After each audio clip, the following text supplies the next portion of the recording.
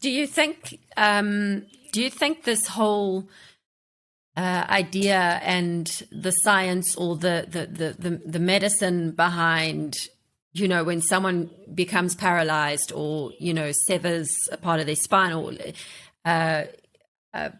do you think that that's old-fashioned, or not old-fashioned, but like an old way of thinking to then conclude it and say this person will never walk again? Do you think that is an old way of thinking now, because there's so much to be said now for the power of the mind, and the whole epigenetics exploration these days, and how you can change your genes? And so what's your idea of that? Yeah, 100%. I think that it's a lot of things like that. It's all about attitude. So like anything else, if you decide in the morning that you really don't want to go to gym because you really don't feel like it, when you get to gym, it becomes a struggle, because you really struggle through every exercise because you really don't want to be there. You just want to be home and tucked up in bed, or whatever the case is.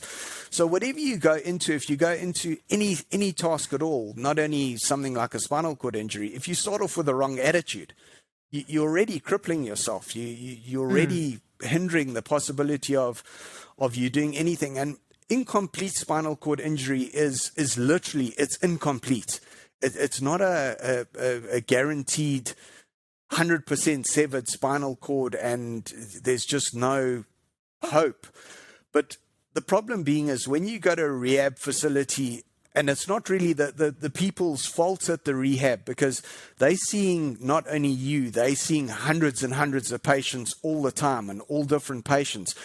They get very accustomed to the attitude of, let's just get him into a wheelchair and functional, and let's just get him to be able to transfer out of that wheelchair onto a toilet, because he needs to be able to do that, and out of a wheelchair into a car, if possible, because he needs to be able to travel to go to wherever.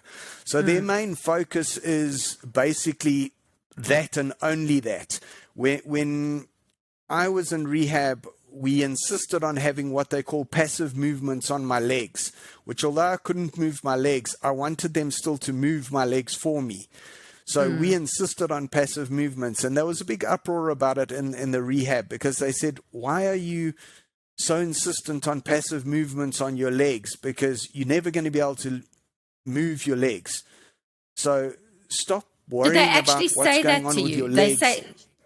Did they say that to you? They said, Mark, why are you wasting the staff's time? You're wasting the physio's time.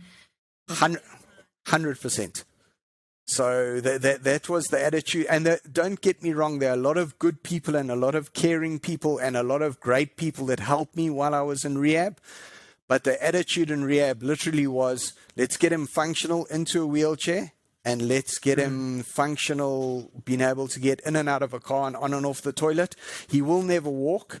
With me being so insistent, I had a change in therapists at the rehab, and I got someone who was more willing to let me try and walk in walking parallel bars and try and stand and stuff like that. But they really think that they still now, people that see me from the rehab many years later, because sometimes I get asked to go to a hospital or to go to rehab and talk to somebody who's just had an accident, to try and give them a bit of emotional support and whatever. And I get told off for giving them false hope.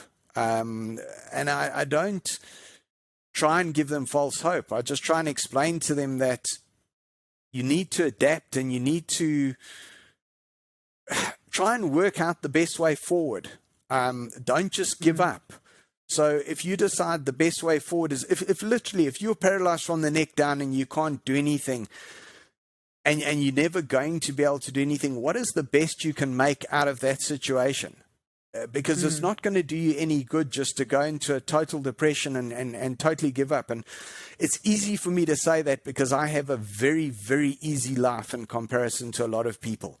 I really do. And so it's easy for me to sit here and say, don't give up and don't this and don't that. But you really have to try and be positive, and you know, there's a lot in the mind, and there's a lot that there's just a lot that you can get through if you really try.